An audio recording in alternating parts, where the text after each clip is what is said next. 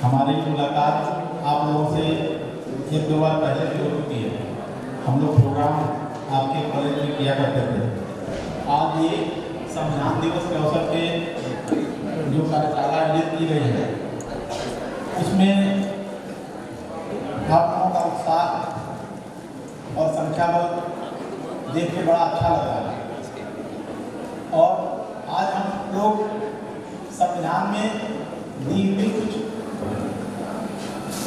छोटी लेकिन महत्वपूर्ण चीजों के बारे में चर्चा करेंगे। पूर्व वक्ता को मैं सुन रहा था, आप लोग भी काफी समय से सुन रहे हैं।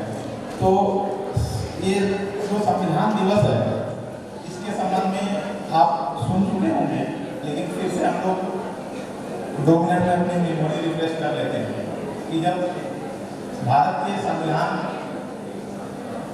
बनाने की बात हुई कि भारत को एक चलाने के लिए इतने विविधताओं से भरा हुआ देश था, इसको चलाने के लिए एक हमारे सामने जो माइलस्टोन रहना चाहिए, किस प्रकार से ये देश चलेगा।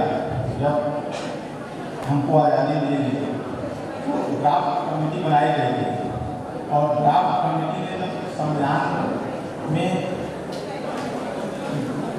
संविधान की तैयारी के लिए विभिन्न देशों का दौरा किया, सब देशों के प्रावधानों को देखा और जो हमारे सामाजिक, आर्थिक और भौगोलिक दृष्टिकोण से हमारे लिए उपयुक्त थे उनको जब शामिल किया गया तो प्रारूप समिति ने जब ड्राफ्ट पेश किया तो संविधान के कुछ प्रोविजन जो है आज के दिन यानी कि 26 नवंबर 1949 को ही लागू कर दिए गए थे।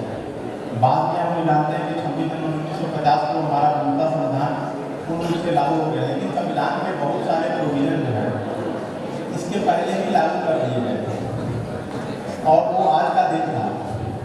तो आज के दिन को हम लोग संविधान दिवस के रूप में मनाते हैं। अब संविधान जब आप देखेंगे तो सबसे पहले संविधान हमारे सिटीजनशिप की बात करता है, प्रस्तावना, उसके बाद सिटीजनशिप और उसके बाद fundamental right, principle of state policy और उसके बाद फंडामेंटल ड्यूटी। लेकिन संविधान की प्रस्तावना जो है सबसे लास्ट में जोड़ी गई थी। जब सभी चीज फाइनल हो गए तब संविधान की प्रस्तावना जोड़ी गई और उसके बाद हमारा संविधान जो हम लोगों के सामने रहा तो हमारे जो विजनरी थे, हमारे संविधान निर्माता थे, उन्होंने बड़ी ही खूबसूरती से हमको एक देश को चलाने के लिए गाइडिंग प्रिंसिपल बनाए, जिसमें हमारे राइट्स, ड्यूटी, मतलब स्टेट जो है, दरअसल हम लोग कॉन्स्टिट्यूशन की बात करते हैं, डेमोक्रेटिक स्टेट की बात करते हैं। कॉन्ट्रैक्ट थ्योरी और सोशल कॉन्ट्रैक्ट थ्योरी में आप पढ़ेंगे कि स्टेट एक राज्य होता है और केंद्र में सिटीजन होते हैं, सभी देश के नागरिक होते हैं। तो नागरिक अपने अधिकार और कर्तव्यों के संबंध में एक कॉन्ट्रैक्ट हुआ जो राज्य और सिटीजन उनके नागरिकों के बीच में हुआ कि हम कुछ अधिकार आपको देंगे और आप हमारे अधिकारों की सुरक्षा के लिए लायबिलिटी लेगा स्टेट। तो ये जो कॉन्ट्रैक्ट हम समझते हैं कि स्टेट हमारे प्रोटेक्शन के लिए, हमारे सोशल और इकोनॉमिक वेलफेयर के लिए लायबल होगा, इसके लिए हमने स्टेट को कुछ अधिकार दिए हैं। जैसे स्टेट हमने टैक्स इम्पोज कर सकता है। अभी सब लोग हम लोग पढ़ते हैं कि सभी भूमियाँ जो है, कोई कहता है कि हमारी भूमि है, इस पर हमारा टाइटल है, इस पर हमारा टाइटल है, इस पर हमारा टाइटल है, लेकिन अल्टीमेट आप जब यहाँ का लैंड आप पढ़ेंगे, मध्य प्रदेश भू राज्य संहिता पढ़ेंगे तो उसमें यह तथ्य लिखा हुआ है कि सभी जो भी लैंड है पूरे मध्य प्रदेश में इसकी ओनरशिप स्टेट के पास होगी। लेकिन फॉर द टाइम बिंग क्योंकि कॉन्ट्रैक्ट है, सोशल कॉन्ट्रैक्ट थ्योरी के अंतर्गत हमने कुछ राइट्स अपने स्टेट को दिए हुए हैं, तो स्टेट से भी कुछ राइट्स हमको दिए हुए हैं। तो एक वेलफेयर स्टेट होने के कारण जब directive principle of state policy देखेंगे आप, स्टेट को बहुत सारे डायरेक्शन दिए गए 1950 में या इसके पहले 1949 में जब प्रारूप बन रहा था कि स्टेट पे इनलायबिलिटी होगी, यद्यपि वो इन्फोर्सेबल नहीं है। इन्फोर्सेबल मतलब उसको प्रवर्तित तो नहीं कराया जा सकता, लेकिन आप उस वक्त की बात थी 1950, 60, एनफोर्समेंट के लिए कि इनका एनफोर्समेंट नहीं कराया जा सकता। मतलब कानून तो है लेकिन हम उसको रिमेडी के रूप में कोर्ट में नहीं जा सकते, लेकिन सर्टेन जब रूलिंग आने लगी, जब हमारा देश और अच्छे से डेवलप करने लगा, इकोनॉमिकली स्ट्रांग हो गया, राज्य के पास की रक्षा करेंगे, हम आपके स्वास्थ्य के प्रति जिम्मेदार होंगे, जिसके अंतर्गत गवर्नमेंट हॉस्पिटल बनाए। अब जब हम आते हैं फंडामेंटल ड्यूटी के तरफ, तो एक चीज़ हम हाईलाइट करना चाहेंगे कि ये फंडामेंटल ड्यूटी में हमारे दायित्व में आता है कि डेवलपमेंट ऑफ साइंटिफिक टेम्पर, शायद आपने पढ़ा होगा, वैज्ञानिक दृष्टिकोण डेवलपमेंट। हम ऐसा प्रयास करेंगे कि वैक्सीन डेवलप होगी और बहुत सारे लगभग जो है 70 से 80 देशों को फ्री सप्लाई दी है। तो इस दृष्टिकोण को अपना करके हम जो है अपने जीवन में सुधार ला सकते हैं।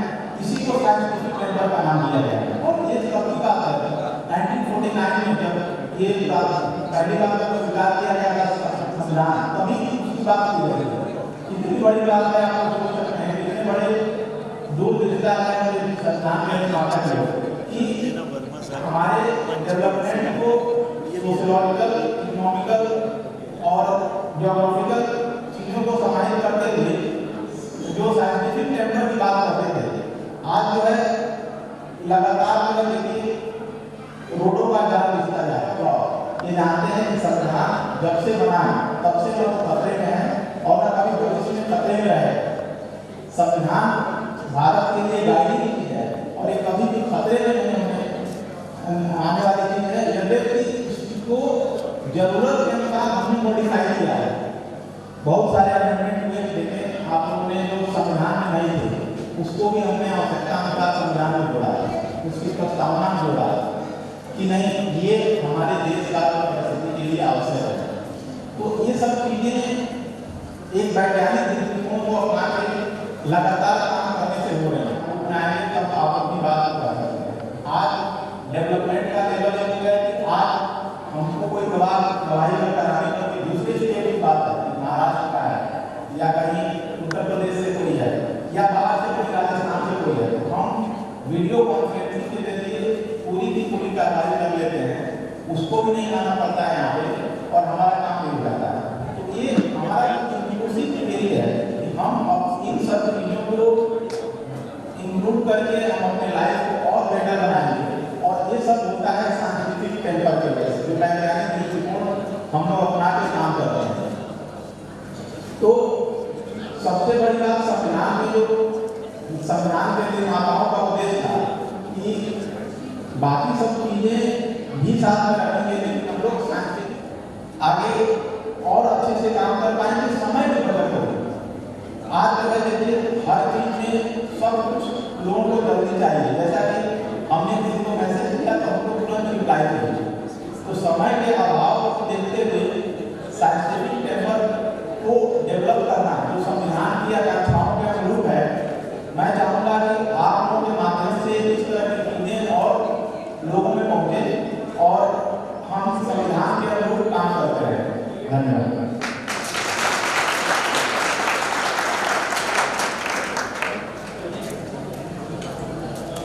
धन्यवाद सर। वे सभी विद्यार्थी जिन्होंने नुक्कड़ नाटक और पुस्तक प्रदर्शनी में भाग लिया था, वे तैयार रहेंगे। हमारे अतिथि न्यायाधीश आप सभी को आपके प्रमाण पत्रों से सम्मानित करेंगे।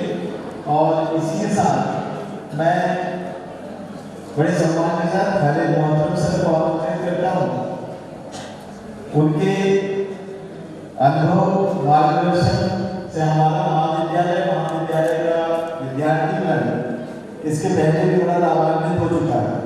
बड़े प्रेरणादायक बोधन आपके रहते हैं और बड़ी प्रेरणास्पद बातें विद्यार्थियों को बताते हैं, जिससे विद्यार्थी अपने आप में बड़ी ऊर्जा भी महसूस करते हैं। सम्मानित खालिद मौलाना साहब।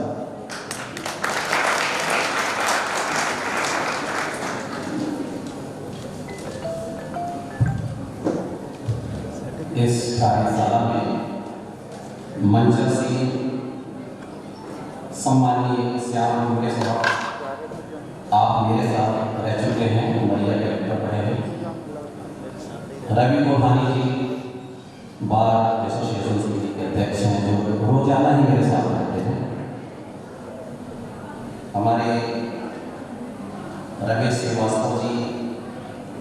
भारतीय साहित्य परिषद के राघवेंद्र शर्मा जी जो वरिष्ठ अधिवक्ता हैं, वो इस मंच पर आसीन हैं।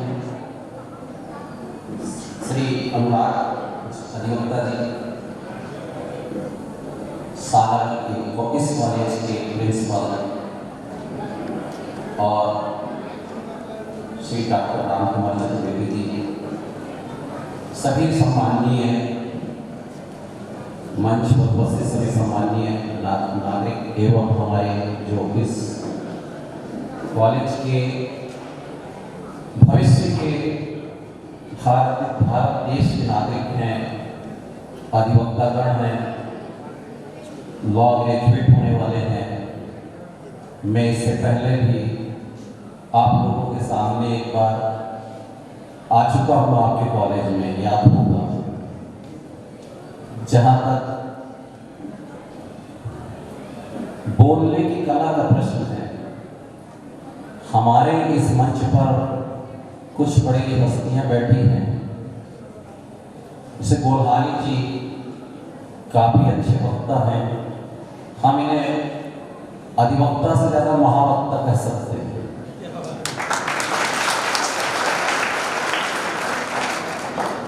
राघवेंद्र शर्मा जी तो बहुत अच्छे, वो भी एक बहुत अच्छे अधिवक्ता के साथ वक्ता है, क्योंकि कोर्ट में हम अक्सर उनको सुनते हैं।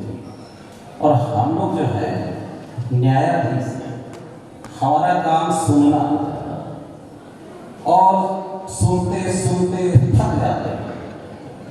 कभी कुछ बोल पड़ते हैं, बोल के चले जाएंगे, वो स्वतंत्र है। पर हमने कुछ बोला तो साहब की जज साहब ने ऐसा बोला।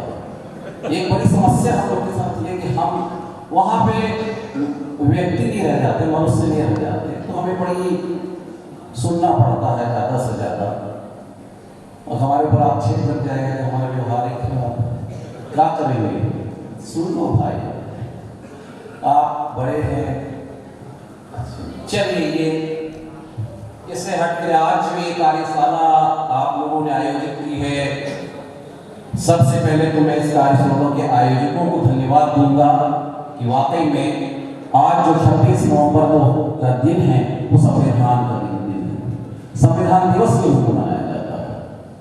और इस दिवस को आप लोगों ने जिस तरीके से सेलिब्रेट किया है, ये वाकई में बहुत काबिले तारीफ है।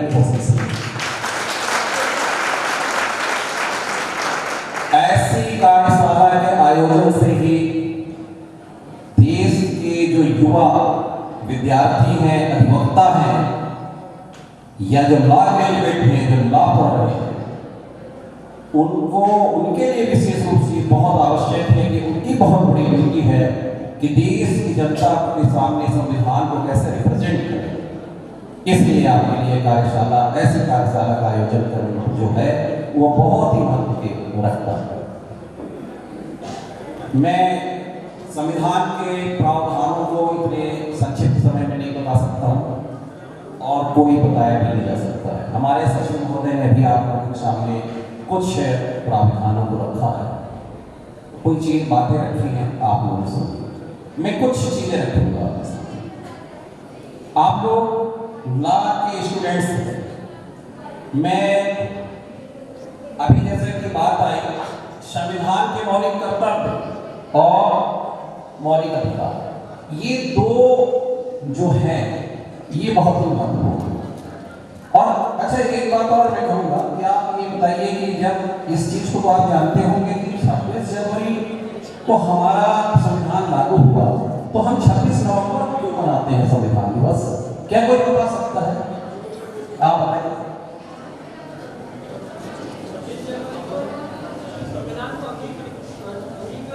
26 जनवरी को कि उल्टा बता रहा है? 26 जनवरी को लागू किया गया है और 26 नवंबर को अंगीकृत आत्मार्पित किया गया है। संविधान के बहुत से प्रावधान 26 नवंबर को ही लागू हो चुके थे, लेकिन 26 जनवरी को पूरी तरह से लागू हुए, है ना? ठीक है। अब हम आपके सामने आएंगे। देखिए, कुछ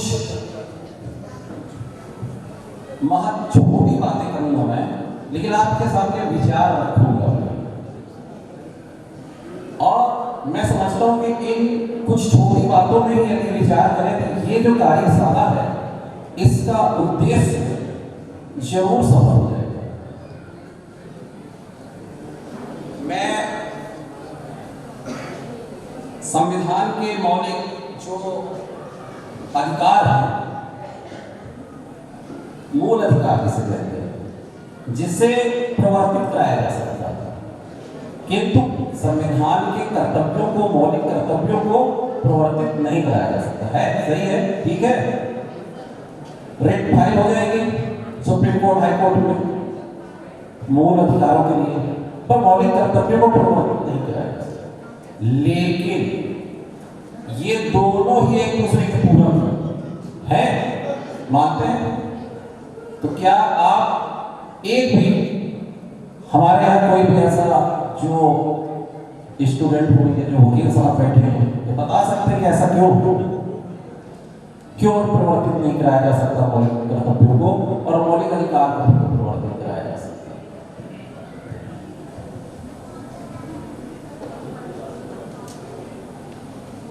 है? कोई बताए? चलिए कोई बात। लेकिन ये जो मौलिक अधिकार है और मौलिक कर्तव्य एक दूसरे के संपूरक हैं। देखिए, मौलिक अधिकार तो बहुत से हैं। मैं कुछ खास मौलिक अधिकारों की चर्चा करूंगा। धर्म, मूल वंश, जाति, लिंग या जन्म स्थान के आधार पर विभेद का प्रतिषेध, ठीक है। लोक नियोजन के विषय में अवसर की समता, ठीक है। भाषण एवं अभिव्यक्ति की स्वतंत्रता, जैसा कि हमारे गोलानी जी को है, हम लोगों को भी है, ऐसा नहीं है, हम भी नागरिक तो है। निरायुक्त सम्मेलन की स्वतंत्रता, संगम या संघ बनाने की स्वतंत्रता, ये सारी चीजें हैं। एक अपराध से दूसरे दोहरे दंड से संरक्षण, सर्वत्र आवास, विचरण, किसी भाग में निवास करने, बस जाने की स्वतंत्रता, कोई व्यक्ति उपजीविका, व्यापार, कारोबार करने की स्वतंत्रता, प्राण और दैहिक स्वतंत्रता का संरक्षण, शिक्षा का अधिकार, ये सारी चीजें मौलिक अधिकारों में है। अब देखिए, मैं आपको ये बताऊं कि कुछ 5 मौलिक कर्तव्य में बताऊं ये कैसे 11 मौलिक कर्तव्यों में 5 मौलिक कर्तव्य आपके ऐसे हैं जो आपके मूल अधिकार से बिल्कुल रिलेटेड है। वैसे तो सभी हैं, लेकिन ये बिल्कुल एकदम डायरेक्ट रिफ्लेक्ट करते हैं। कैसे? देखिए, एक तरफ तो संविधान में मूल अधिकार दिया, पूरा संविधान हमको बना कर दे दिया गया कि ये संविधान है आपके देश का, जिसके तहत आपका राज्य चलेगा, देश चलेगा, नागरिक जीवन जिएंगे, अपने मौलिक अधिकारों की रक्षा करेंगे, मौलिक कर्तव्यों का पालन करेंगे, शासन सत्ता चलेगी, कोई भी चीज संविधान के दायरे में होगी। यहाँ तक कि राष्ट्रपति के निर्वाचन से लेकर सुप्रीम कोर्ट के जजेस का निर्वाचन, चीफ जस्टिस हो, चाहे सीएम हो, चाहे कुछ भी, सारे सिस्टम दे दिया संविधान में, है ना? ठीक।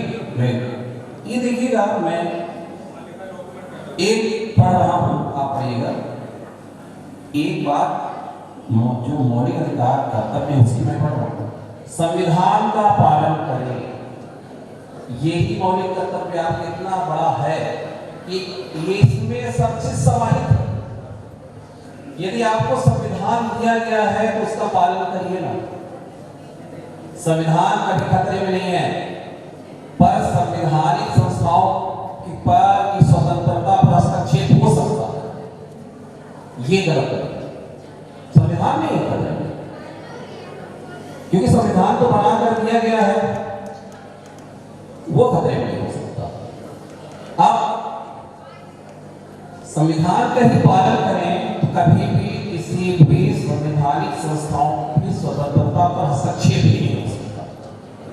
अगर पालन किया जाए, अगर पालन नहीं होगा तो होगा हस्तक्षेप।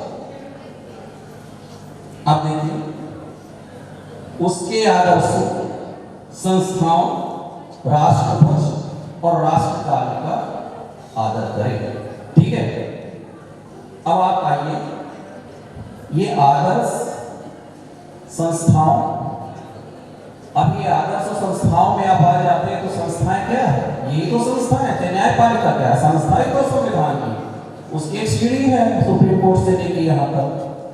जो भी संवैधानिक संस्थाएं उसे सम्मान करिए।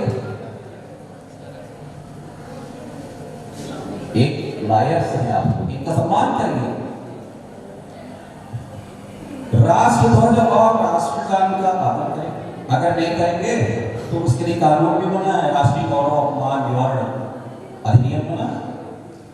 अब वो लंबा विषय हो जाएगा, उसमें मैं नहीं जाऊंगा, लेकिन सीधा सीधा ये है कि हमें राष्ट्रगान कैसे पढ़ना है और राष्ट्रगान के समय हमें राष्ट्रगान का सम्मान कैसे करना है, इसी तरीके से राष्ट्रध्वज का कैसे सम्मान करना है।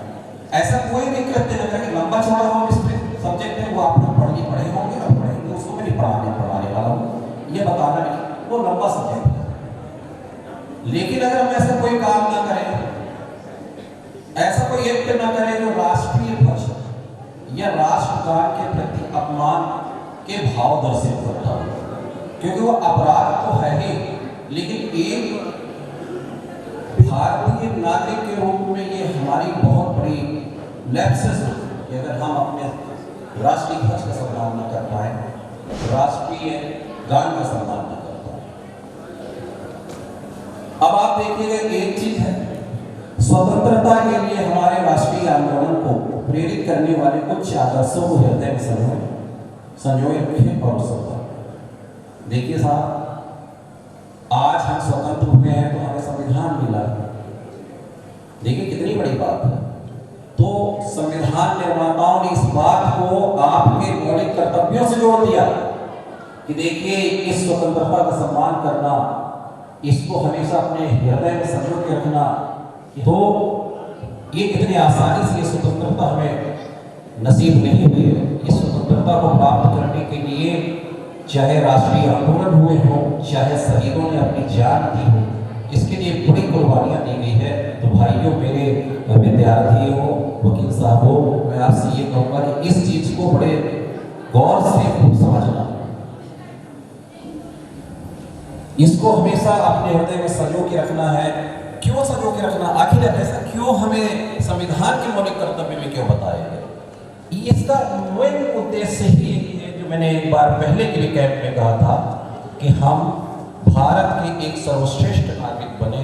यही हमारे संविधान का बहुत बड़ा उद्देश्य है हमारे लिए। तो जब हम इन चीज़ों को करेंगे, पालन करेंगे संविधान का, या हम अपने उच्च राष्ट्रीय जो हमारे आंदोलन को प्रेरित करने वाले जो उच्च आदर्श हैं उनको अपने हृदय में सजोएंगे और हमेशा उनको याद करेंगे, उस भावना से ओतप्रोत रहेंगे, तो हम बेहतर नागरिक ही बनेंगे, हम एक अच्छे नागरिक ही बनेंगे, ये तय है। अब आप आ जाइए।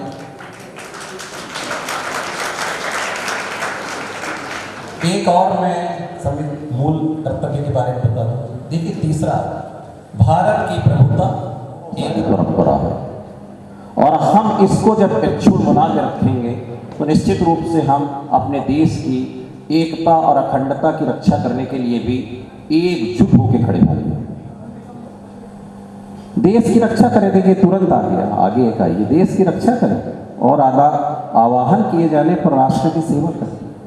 ये नहीं, ऐसा नहीं है कंपलसरी कि नागरिकों को कहा गया है सबको कि आपको हम सीधे देश के लिए लड़ने के लिए भेज देंगे। अभी आप वकील हैं, वकील का काम करिए, आप जिस क्षेत्र में काम करिए, रोजी रोजगार करिए, लेकिन कभी आवाहन भी किया जा सकता है कि भैया आप हमारे, मान लीजिए हमारी एकता और अखंडता को खंडित करने के लिए आज हमारे सामने आपकी जरूरत है, आप आइए 6 महीना की ट्रेनिंग लीजिए और लग जाइए सीमा पे, फौज की जगह पे हम नागरिक को आह्वान करते हैं तो आपको जाना पड़ेगा।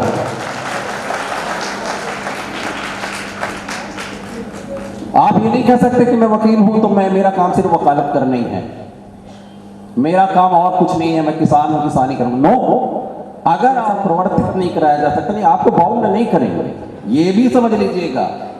पढ़ने का तरीका होता है, समझने का तरीका होता है, आपको बाउंड नहीं किया जाएगा। कोई रिट फाइल नहीं होगी कि आपको बुलाया गया देश की रक्षा करने के लिए, लेकिन आप देश की रक्षा करने के लिए शामिल नहीं हो सके, तो आपको बाउंड नहीं किया जाएगा। एक अभी मैंने बताया कि भारत के सभी लोगों में समरसता और समान भ्रातृत्व की भावना का निर्माण करें, जो धर्म, भाषा और प्रदेश या वर्ग पर आधारित सभी भेदभाव से परे हो, ऐसी प्रथाओं का त्याग करें जो स्त्रियों के सम्मान की विरुद्ध। ये चीज आप देख लीजिए, 5वां मैंने मौलिक कर्तव्य आप लोगों के सामने पढ़ा है, रखा है। और अभी मैं इसके पहले जितनी बातें किया हूं वो बिल्कुल इसमें ही उसको समाहित करके स्वयं लिख दिया गया कर्तव्य में, कि सभी लोगों में समरसता हो, यानी भारत के प्रत्येक नागरिक के बीच समरसता हो। वो समरसता किसी लिंग, धर्म, जाति, वर्ग इसके आधार पर खंडित नहीं होना चाहिए। भाषा भाषी क्षेत्र, विभिन्न भाषा भाषी क्षेत्रों के आधार पर खंडित नहीं होना चाहिए, समरसता बनी रहनी चाहिए। और जब समरसता बनी रहेगी तभी समान भ्रातृत्व की भावना का विकास होगा, और तभी आप, जब आप धर्म, भाषा, प्रदेश, वर्ग इन सब से ऊपर उठकर सोचेंगे, तभी आप एक सच्चे और अच्छे नागरिक बन सकेंगे और मौलिक कर्तव्य का पालन कर सकेंगे। मौलिक कर्तव्य जब आप पालन करेंगे तो आप एक बेहतरीन नागरिक बनेंगे। एक जैसी संविधान आपसे अपेक्षा करता है, हम वैसे नागरिक बन सकेंगे। और हम जिस भी क्षेत्र में कार्य कर रहे हैं, चाहे हम डॉक्टर बने, चाहे हम वकील बने, चाहे हम साइंटिस्ट बने, लेकिन हमारे अंदर जब ये संविधान की प्रस्तावना, संविधान के मौलिक कर्तव्यों से हम ओतप्रोत होंगे, तभी हम सही मानों में देश के विकास के लिए, देश की तरक्की के लिए एक अपने जो सही कर्तव्य उसका पालन कर सकेंगे। ना कि हम सिर्फ वकील के रूप में हमने एक LLB की डिग्री ले ली और हम एक प्रोफेशनल हो गए, हमारा उद्देश्य तो सिर्फ कमाना है 2 पैसे और अपने घर को चलाना है।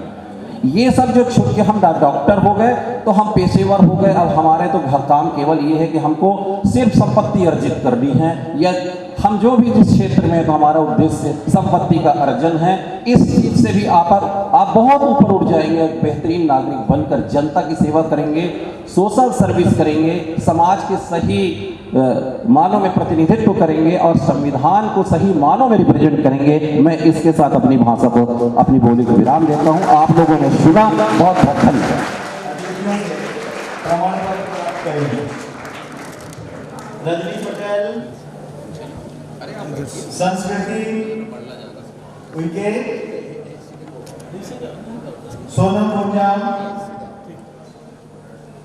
जल्दी जल्दी आते जाओ बेटा।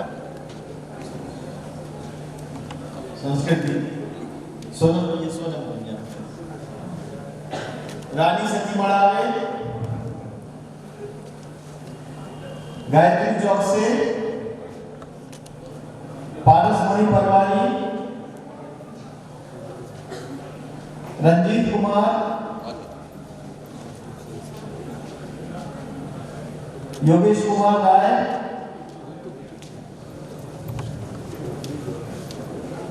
दीपक सनोडिया, उमेश सनोडिया,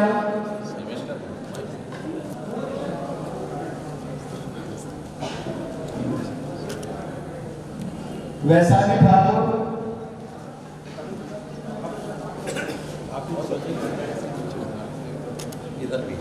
इधर आप लोग भी वितरित करें।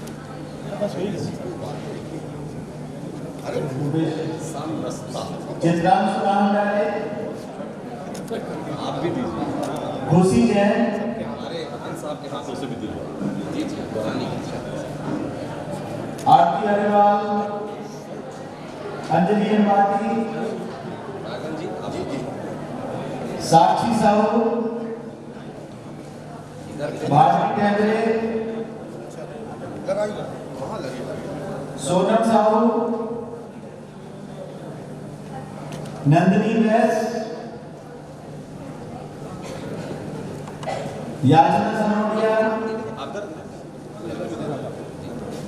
आ जाओ वर्षा ठाकुर, थोड़े श्वेता उर्वेदी, भारती टेमरे,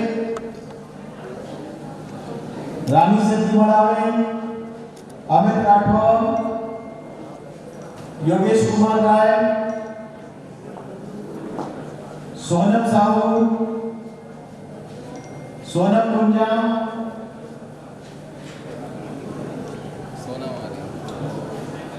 रजनी पटेल, अंजलि अनवाती, चल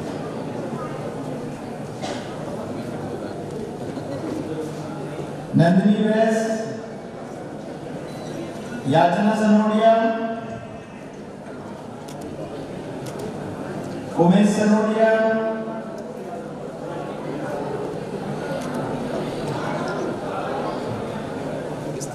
चंद्रेश कुमार,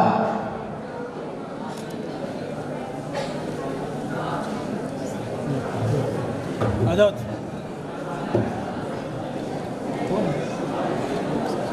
उमेश है चंद्रेश कुमार, एक बार नाम चेंज हो गया तो चलो जाओ हाँ बैठो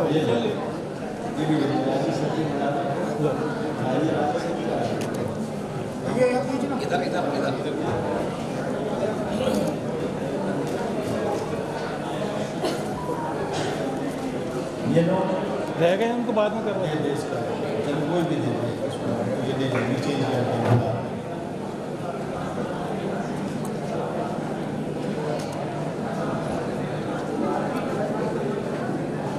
ठीक है चेंज करवा लेने का नाम चेंज है हम अतिथियों से आग्रह करेंगे कि जहां आपने इतना बहुमूल्य समय दिया, रिकॉर्डिंग हमें हम खुद ही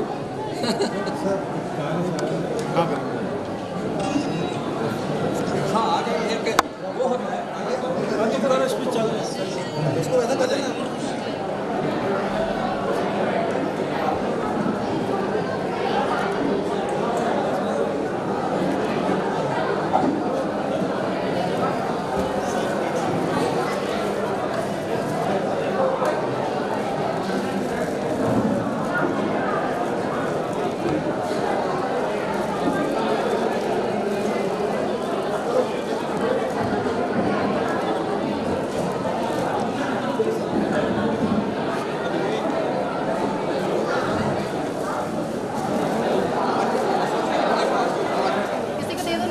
विद्यार्थियों से निवेदन है कि अपने अपने स्थान पर बैठेंगे, कोई भी तब उनको अपनी शक्तियों का उनकी विस्मृति खो गई, उनको श्राप दिया गया।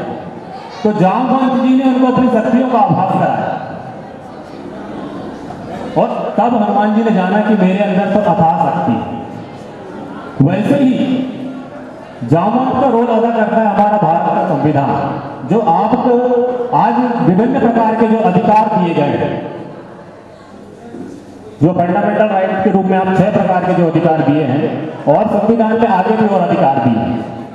जैसे कि हम बात करते हैं लोकतंत्र, लोकतंत्र के 3 आधार स्तंभ हैं, विधायिका, कार्यपालिका और न्यायपालिका। कृपया करके अपने स्थान पर बैठ जाइए। हाँ, लोकतंत्र से अभिप्राय यह है जनता का, जनता के लिए, जनता के द्वारा चलाए जाने वाला शासन। लेकिन यही जनता अपने अधिकारों से अनभिज्ञ है। तो मेरा आप लोग से निवेदन है, चाहे आप विधि के छात्र छात्राएं हों या विभिन्न कॉम्पिटिटिव एग्जाम की जो तैयारी कर रहे हैं, इस संविधान सब्जेक्ट को आप विषय मात्र ना समझिए। इस संविधान सब्जेक्ट को आप विषय मात्र ना समझिए, इसको पढ़िए, गहनता से पढ़िए। ये आपके आगे बढ़ने में बहुत ही मदद करेगा। और बोलना तो बहुत कुछ था, पर अपनी वाणी को मैं यहीं विराम दूंगा। सम्माननीय मंच आदरणीय रमेश श्रीवास्तव चातक जी, जिला साहित्य परिषद के संरक्षक, आदरणीय अधिवक्ता संघ के अध्यक्ष गुलानी साहब,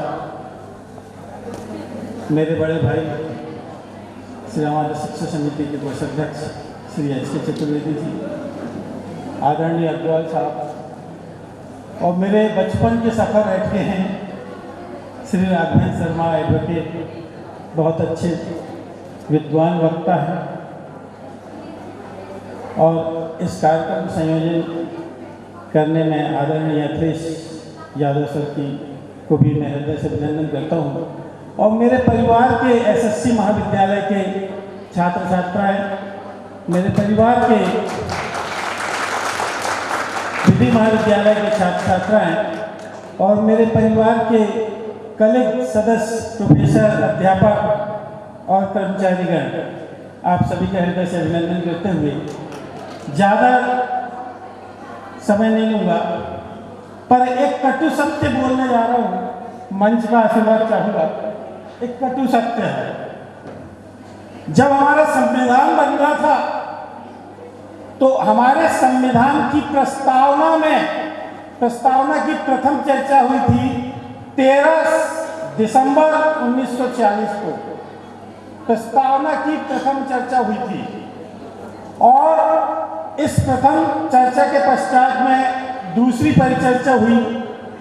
दूसरी परिचर्चा में एक बात, बहुत समय कम है, बहुत बृहद चीज़ है ये बताना जरूर चाहूँगा कि हमारी संविधान सभा में प्रस्तावना की समिति अलग थी, संविधान सभा की अलग थी, झंडा समिति अलग थी, बहुत सारे हमारे संविधान में कई समितियां थी और इन समितियों के गठन में कई लोगों से विचार विमर्श तर्क वितर्क दिए गए। मैं यहाँ बताना चाह रहा हूँ, सिर्फ प्रस्तावना की बात बताना चाह रहा हूँ और प्रस्तावना 15 नवंबर 1948 को 15 नवंबर 1948 को हमारे केटी शाह साहब थे, प्रस्तावना समिति के और संविधान सभा के सदस्य भी थे, जो विदेश में पढ़े हुए थे और विदेश में पढ़े होने के कारण इन्हें विदेश की जानकारी ज़्यादा थी। इनको सेकुलर शब्द से ज़्यादा लगाव था, सेकुलर और फेडरल शब्द से ज़्यादा लगाव था और सेकुलर फेडरल से इतना लगाव था कि उन्होंने संविधान समिति में प्रस्तावना में अपने संविधान के आर्टिकल 1 में, जहां हमारा भारत आर्टिकल 1 जहां भारत लिखा है, भारत एक राज्यों का संघ है, वहां पर इन्होंने सेकुलर शब्द की पेशगी की गई, इसमें सेकुलर शब्द को जोड़ा जाए। बहुत सारे विद्वानों ने विचार विमर्श किया और उसको नकार दिया। फिर उन्होंने 3 दिसंबर 1948 को फिर पेशगी की और 3 दिसंबर 1948 को हमारे अनुच्छेद 18 में सेकुलर शब्द को जोड़ने की पेशगी की, जिसको बहुतों ने नकार दिया। जब इस संविधान की प्रस्तावना का अंतिम रूप दिया जा रहा था, तब इन्होंने फिर, क्योंकि ये विदेश में पढ़े थे, इनको सेकुलर से लगाव था, तो इन्होंने फिर इसकी पेशगी की कि इसको सेकुलर शब्द को जोड़ा जाए। परंतु उस समिति के लोकनाथ मिश्र जी थे, उन्होंने कहा कि भारत एक संस्कृति प्रधान देश है, यदि हम अगर हम सेकुलर शब्द को जोड़ेंगे तो भारतीय संस्कृति समाप्त हो जाएगी और इस तरह से उसको सेकुलर शब्द को नकार दिया गया। इसके पश्चात में अंत में जब अंतिम रूप देने लगे तो इन्होंने फिर पेशगी की कि सेकुलर शब्द को जोड़ा जाना आवश्यक है। परंतु एच.वी. कमावत साहब ने कहा कि धर्म अलग है, रिलीजन अलग है, धर्म और रिलीजन में बहुत अंतर आया है और जहाँ तक सेकुलर शब्द की बात आती है तो ये सेकुलर शब्द जो है ये विदेशी कॉन्सेप्ट है और इस विदेशी कॉन्सेप्ट को भारत को जरूरत नहीं है। इस तरह से हमारे संविधान की प्रस्तावना में समाजवाद शब्द को जोड़ा नहीं गया और 26 जनवरी 1949 को समाजवाद, पंथ निरपेक्ष ये शब्द हमारे संविधान की प्रस्तावना में नहीं थे। यानी इनकी जो अभिव्यक्ति थी, इनके जो विचार थे, उसको उन्होंने नकार दिया गया था।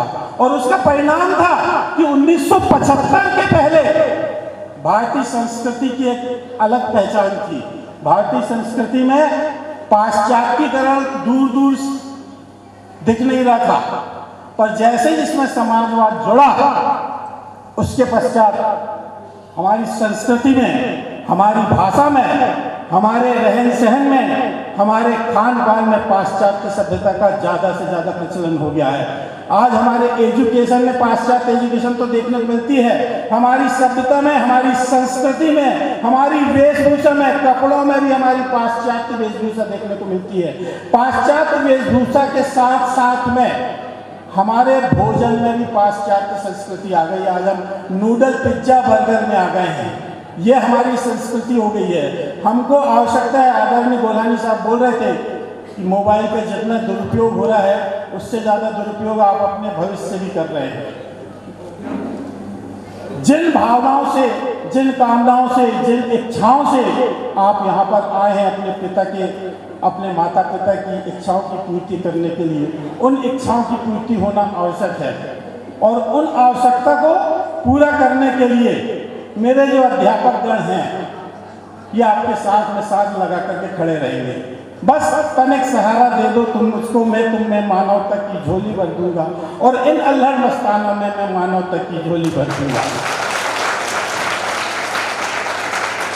परंतु बात आती है, जब बात आती है संविधान की बात आती है, जब बात आती है संस्कृति की बात आती है, तो अपने आप जीवन के कोरे पन्नों में हम कलम चलाना भूल गए, सीधे सच्चे हाथों को हम देश थमाना भूल गए।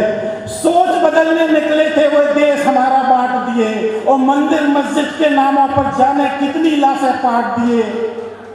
मंदिर मस्जिद के नामों पर जाने कितनी बात लाशें काट दिए। अंग्रेजी पढ़ करके हम वेद पढ़ाना भूल गए, जीवन के कोरे पन्नों में हम कलम चलाना भूल गए। आदरणीय आप सभी का हृदय से अभिनंदन करता हूँ, हार्दिक धन्यवाद।